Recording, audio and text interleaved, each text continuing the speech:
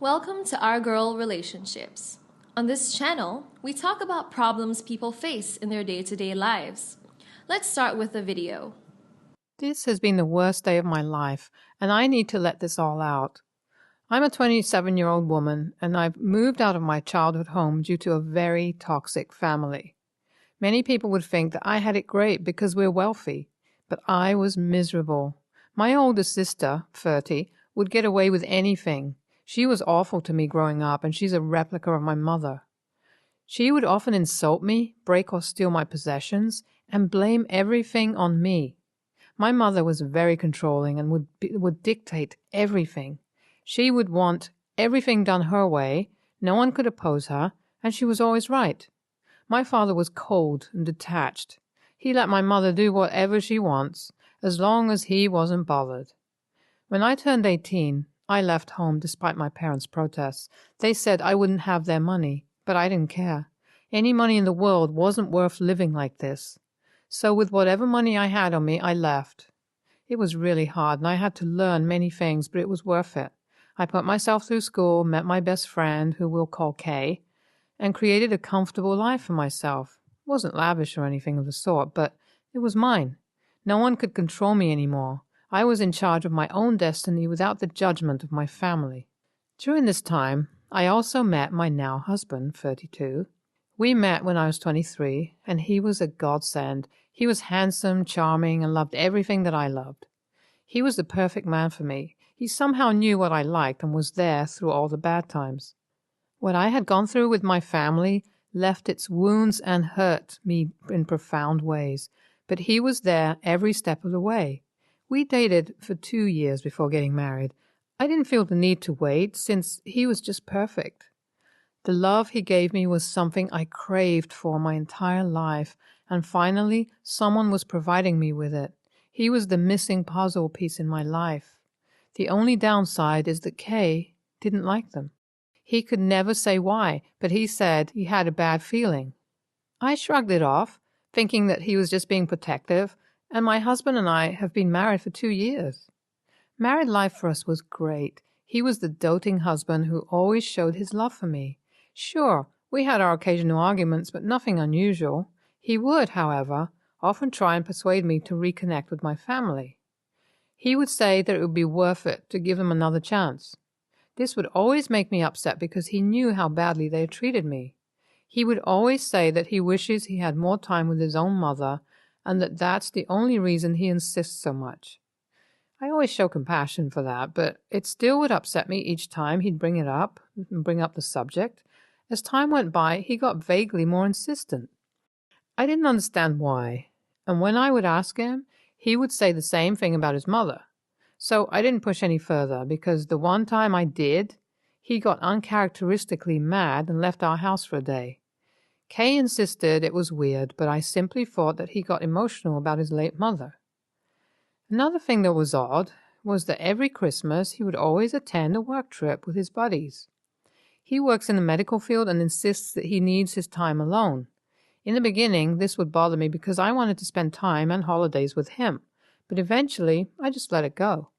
So, since we've been dating, he goes on his work trip while I stay home and watch Christmas movies with Kay. It still makes me sad, but I try to be understanding since he's always with me. This year, however, after he left for his trip, I realized he had forgotten his phone. Kay, who had arrived by then, encouraged me to snoop. I quickly argued against it, saying that since it would be an invasion of privacy, I didn't want to do it. I also noted my husband would be back soon for it, since he never goes anywhere without his phone. However, his phone kept blowing up with notifications. This encouraged Kay to push further, and I finally obliged just to prove it was nothing. I picked up the phone, and after a few calculated guesses, I managed to unlock it. My husband used the same passwords for various things, so it wasn't hard to figure out. As Kay was watching over my shoulder, I went to see who his notifications were from, and my heart instantly dropped. He had dozens upon dozens of messages dating back to when we had first met, coming from my family. With tears in my eyes, I forced myself to read every single one of them. I quickly found out that my estranged family was paying my husband to get me to come back home.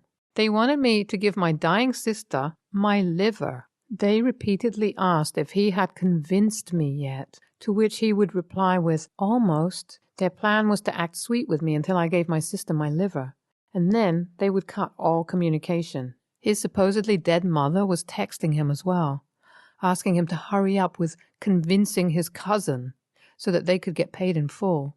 It took me rereading that text a couple of times to realize that the cousin they spoke of was me. Most heartbreaking, he had inappropriate texts from a woman saying that she can't wait for him to come back.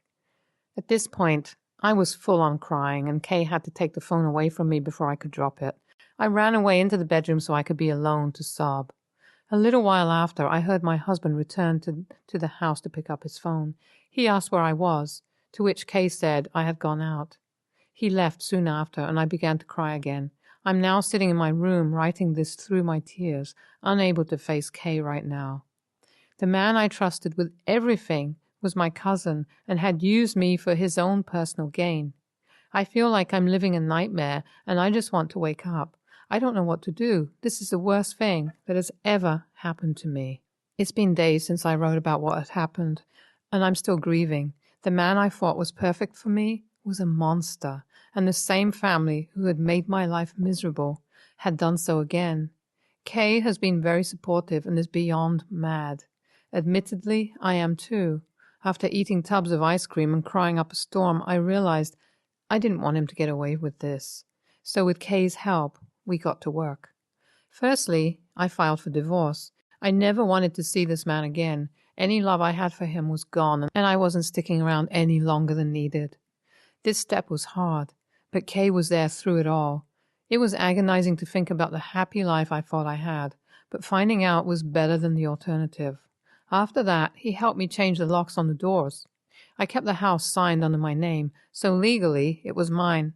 We moved all of his belongings into storage so that he could pick them up when he came back. After all this, we went to my soon-to-be ex's workplace. Kay had taken dozens of pictures of my ex's text messages to have proof, since he theorized it might be needed. We sat down with my ex's supervisor, who I had met on some occasions, and told him the situation. The supervisor informed us that my ex had mentioned something about a family member needing a liver in the past, but never thought anything about it. He apologized for this tragedy and assured me that he would take care of it. Afterward, we left back to my place, and Kay bought some pizza and beers to help with my sorrows. We drank the night away, and I felt happy for the first time in a while. Tomorrow, my husband comes back from his trip, so all that's left to do is to wait.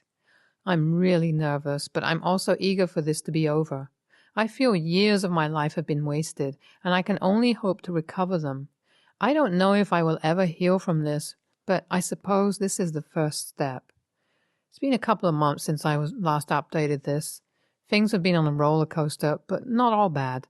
Upon arriving, my ex was very confused as to why he couldn't enter my house. I called him from inside to calmly inform him that I was divorcing him. He wasn't allowed in my home or anywhere near me, and he could pick up all his things in storage. He got into a rage and demanded to know what was going on. I told him I knew everything. I read the text between him and my family. I had found out about their plan, and I never wanted to see him again. I quickly hung up, and he started screaming and pounding on the door, yelling that he could explain. I called the police, and thankfully they removed him from the property. Following that, I received threatening texts from my family and his, so I had to get a new number. I found out later that my ex was fired from his job. We got divorced, and I changed my last name into something different, since I wanted no ties to my family or his. I got a restraining order after he tried to break in a couple of times. It was a hard time, but eventually things became calmer again. I haven't seen my ex in some months, and I've started to recover. Kay has been my biggest supporter through all this, and just recently we started dating. We're taking things slow for my sake, but I feel better every day. He's very patient with me, and I've started going to therapy to help with my trauma. It's not exactly happily ever after, but maybe it's the beginning. Well, this was a roller coaster. What you went through sounds absolutely awful. Your family is crazy. Good job getting your revenge. Many don't. Your ex totally deserved everything that happened to him. All of them did. There's a special place in hell for them. Wishing you lots of happiness. Someone ought to make a movie out of this. This is insane. I'm sorry your family did that to you. They're truly evil. I've seen a lot of stories, but this has to be one of the cruelest. I'm happy for you and Kay, though. Sounds like he was the support you needed at the moment. MVP. Next story. My sister, Eve, and her husband, Peter, my brother-in-law, are extreme gym rats. They're always at the gym and they take a lot of effort in their body and appearance. Of course, that isn't a bad thing on its own, but they believe that anyone who isn't their exact body type, very thin with six-pack abs, is unhealthy, fat, and extremely ugly. They look great. I just don't like their attitude. Eve makes swimwear for women and sells them. My wife, Rosa, has bought a few of them and likes them. Rosa has had a really rough year so far and has gained a little weight. If I had to guess, I would say that she's gained roughly around 4 to 6 kilograms. She still looks good, but I can tell that her weight is making her a little self-conscious. Note, I think Rosa used to be slightly underweight before, and now she's probably not. Rosa wanted to buy a few new swimsuits for the trip that we were going on in a month. Rosa went to Eve's to see if she could find anything nice, but Eve refused to sell her a bikini because she couldn't have Rosa ruin her image, and that she didn't want her product on a bigger body, and a bunch of other really hurtful things. Of course, this really upset Rosa and only added to her insecurities. After I heard the story, I called Eve and told her that what she said to Rosa was unacceptable and that I didn't want to speak to her or hear from her again until she apologizes. We went back and forth a little bit, and Peter even got involved, but I refused to hear any of it. I was hosting a big family gathering at my house. My family only gets together twice a year, so usually these are a big deal, and one is expected to attend. To be fair, I didn't want Eve or Peter there, but Rosa told me that I couldn't exclude them, so they're allowed to come. At my house, I managed to avoid speaking to them. I was enjoying myself, and it was really nice to spend time with my family. When it was time to eat, Rosa was explaining to everyone what she had made. It was a buffet-style meal with lots of different types of dishes. Eve made a quiet comment about how Rosa could probably eat that much food in one sitting, and Peter laughed. If I could hear it across the table, then it probably wasn't quiet. I, of course, wasn't having it. Before they went to get a plate to eat, I pulled them aside and told them to leave. They were mad, and I told them that I shouldn't even have let them in and the house in the first place, and that the original terms was still in place, that I didn't want to see or hear from them unless it was to apologize. They left, infuriated, and I carried on with my life. When people asked, I told them the truth, that I kicked them out because of everything that had happened. A few people agreed, but said that I was too harsh and that I shouldn't have kicked them out before they got to eat. I'm just wondering if I was actually too harsh on them. NTA. A meal is a minor privilege, and insulting the person who cooked it for you in the same way that caused issues between you before is a major, deliberate misstep. You handled it appropriately by pulling them aside and not making a scene. If they want a relationship with your family, they can do the bare minimum and not insult your wife's weight. They are both bullies. Unless your family only consists of a bunch of uber-healthy people who have enough time on their hands to stay fit and are without any medical problems, i.e. thyroid problems, PCOs that are very common, they are going to get the same treatment from them. So you didn't just stick up for your wife, you stuck up for the whole family. You are showing them that nobody can treat them this way. If your sister and her husband keep this up, they are going to isolate themselves from the family very quickly.